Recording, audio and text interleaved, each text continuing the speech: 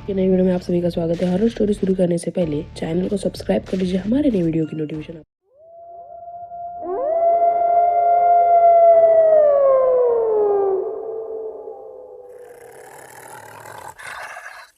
आज की कहानी है रघु की। रघु एक फैक्ट्री में वर्कर था। उसकी दिनचर्या यही थी कि सुबह काम पे जाना और शाम को शराब पी के टूल हो जाना।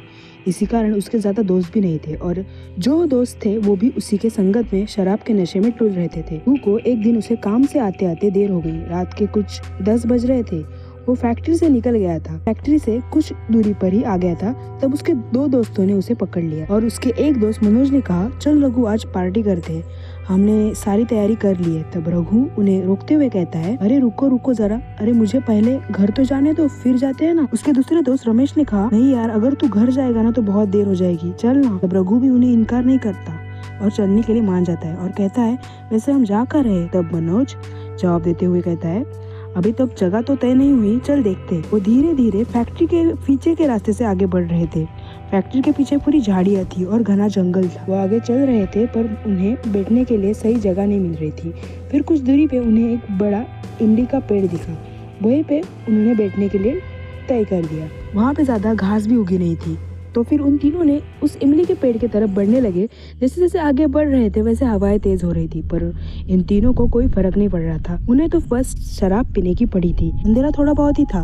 रात के 11 बज रहे थे क्योंकि चांद की रोशनी आ रही थी। वो तीनों उस पेड़ के बिल्कुल नीचे बैठ गए। जैसे वो बैठे तभी अचानक किसी की गुर्राने की आवाज आई। रमेश उस आवाज के कारण डर गया और डरते हुए उसने कहा, भाई लोग ये आवाज कैसी है, चुड़ैल बुड़ैल तो नहीं है ना आप? तब मनोज ने रमेश का मजाक उड़ाते हुए रघु से बोला, ये देख डरपोक है यार, कितना डरता है ये, चुड़ैल बुड़ैल कुछ नहीं होता और अगर कोई चुड़ैल होगी ना तो हम तीनों मिलके उसे पटक देंगे। तब रघु ने बोला, रमेश तू डर मत, तू शेर है, कोई जंगली कुत्ता होगा, छोड़, और ये ले एक पैक पी और दिमाग शांत कर। कुछ 10 मिनट बाद किसी की हंसने की आवाज आई। तब रमेश ने मनोज से नशे में बोला, ये मनोज ये कैसे हंस रहा है तू अजीब तरीके से, ऐसे कोई औरत की तरह हंसता है क्या? मनोज गुस्से में नशे में बोला, क्या तूने मुझे औरत बोला और मैं नहीं हंसता ऐसे पागलों की तरह, तू ही हंसा होगा। उन दोनों का झगड़ा चल रहा था। तभी फिर से हंसने की आवाज आई। उन्होंने रघु की तरफ देखा और बोला, रघु हम दोनों तो नहीं हंस रहे, मतलब तू ही हंस रहा है ना? रघु कुछ बोले, फिर से किसी की हंसने की आवाज आई और तब रमेश और मनोज को जो शराब चढ़ी थी वो उतर गई। इस बार हंसी बहुत ही डरावनी, जैसे सामने वाला हंसी सुन के वहीं पे बेहोश हो जाए। रघु ने कुछ ज्यादा ही शराब गटक ली थी इसलिए हंसी का कुछ फर्क नहीं पड़ रहा था। रमेश और मनोज कौन हंस रहा है देखने के लिए देख रहे थे। तभी उनकी नजर पेड़ पे गई। तभी उन्होंने पेड़ के ऊपर देखा तो उन्हें एक औरत पेड़ के ऊपर दिखी। इस औरत के बड़े दांत ऐसे मुंह के बाहर थे, एक राक्षस की तरह। दांतों पे खून लगा हुआ था। उसे देख के ऐसा लग रहा था वैसे वो अभी अभी नीचे आएगी और मार डालेगी। मनोज और रमेश बिना सोचे समझे वहाँ से भाग गए जैसे उनके पीछे कोई शेर लगा हो। रघु वहीं पे नीचे शराब के धुंध में पड़ा हुआ था। रात के 12 बज रहे थे। रघु अभी भी वहीं पे था। वो उठने की कोशिश कर रहा था पर गिर रहा था। उसने इमली के पेड़ का सहारा लिया और खड़ा हुआ और जैसे ही उसने इमली के पेड़ को हाथ लगाए तेज कुत्तों की भौंकने की आवाज आई और वहाँ पे हवा भी तेज हो गई और ना जाने क्यों पर कोई भी पेड़ हिल नहीं रहा था, बस वो इमली का पेड़ ही हिल रहा था, वो भी बड़ी तेजी से, जैसे वो रघु के लिए वो इशारा था कि यहाँ से निकल जाओ। पर रघु को क्या समझेगा, वो तो अपने नशे के धुन में था। जिस इंसान को खुद का होश नहीं उसे ये क्या समझेगा कि जिस जगह वो खड़ा है उस पेड़ पर एक आत्मा का वास है और इतने संकेत मिलने के बाद भी वो वही खड़ा था। इसके बाद रघु ने जो हरकत की उसका उसे पछतावा होने वाला था। शराब के कारण रघु को उल्टी आ रहे थे तो उसने वही इमली के पेड़ के नीचे उल्टी कर दी। तभी अचानक फिर से किसी की डरावनी चीख सुनाई दी, जैसे रघु ने उस आत्मा को गुस्सा दिलाया हो। रघु डर गया और उसने पीछे मुड़ के देखा तो वही औरत थी जिसके बड़े बड़े दांत मुंह के बाहर थे और मुंह पे खून लगा होता, जिससे वो अभी अभी किसी का खून पी के आई हो। रघु की वहीं पे सारी हेकड़ी निकल गई और वो बेहोश हो गया। सुबह कुछ पास के गांव के लोगों ने उसे घर पहुंचाया। रघु के साथ ये घटना हुए कुछ 2 हफ्ते हुए थे। इन 2 हफ्तों में रघु जब भी शराब पीता तब उसे उसके सामने वो औरत दिखती थी।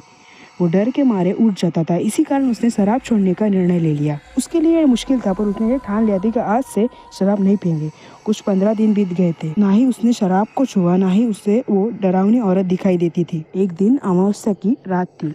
रघु फैक्ट्री से बाइक से घर निकल रहा था। बीच रास्ते में उसे मनोज मिला। उसने उसे रोका और पूछा, अरे रघु तू है कहाँ पे, अपने दोस्तों को भूल गया ना? तब रघु ने कहा, मैं कहाँ भूल गया यार, तुम ही तो मुझे भूल गए थे उस इमली के पेड़ के नीचे, कुछ याद आया? तुम ही मुझे भूल गए थे ना उस इमली के पेड़ के नीचे, कुछ याद आया? शराब पीने के वक्त मेरे साथ चलते हो और जब मुझे जरूरत थी तब अकेला छोड़ के जाते हो। तब मनोज उसे समझाते हुए कहता है, यार रघु तुझे पता है ना रमेश कितना फट्टू है। उस दिन उसके कारण मैं भी डर गया और हमने उसी दिन जो जगह हमने चुनी थी ना वही गलत थी। चल ना आज रमेश के यहाँ पार्टी करते यार, बहुत दिनों बाद सभी साथ में चल करते। तब रघु उसे मना करते हुए कहता है, यहाँ यार तुम दोनों एंजॉय करो, और वैसे भी मैंने शराब छोड़ दी है। मनोज उसे बहलाते हुए कहता है, अरे यार देख तू चाहे तो कोल्ड ड्रिंक पी ले, हमारे साथ आने में क्या हर्ज है, चल ना।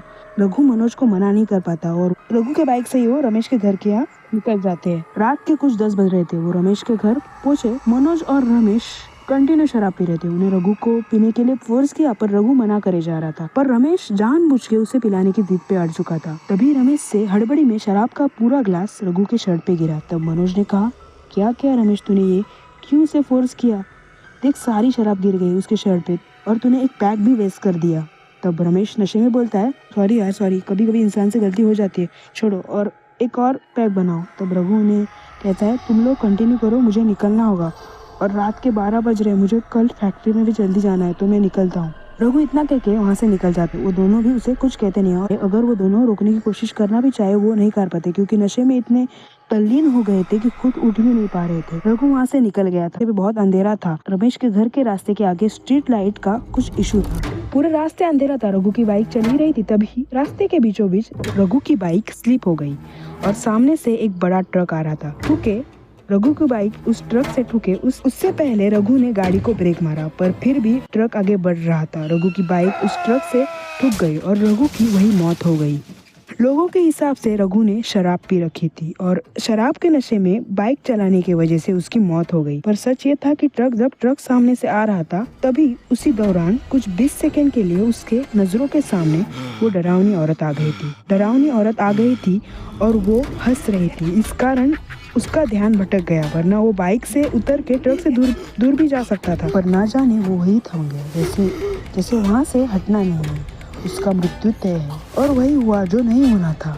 वो औरत गायब हो गई और ट्रक बिल्कुल रघु के करीब आ गया था। ट्रक बाइक से टूटने के कारण रघु की मौत हो गई। रघु की एक गलती के कारण उसके ऊपर ये मौत की तलवार लटकी हुई थी। बस समय की बात थी, उसका जब समय आया वो मर गया। पर रघु ने तो शराब पी ही नहीं थी, फिर भी उसे वो औरत क्यों दिखी? आपको क्या लगता है कमेंट में जरूर बताइए और ये कहानी कैसी लगी ये भी कमेंट में जरूर बताइए। हमारे यूट्यूब चैनल को हॉरर ट्यूसडे विद चित्रा 181 को सब्सक्राइब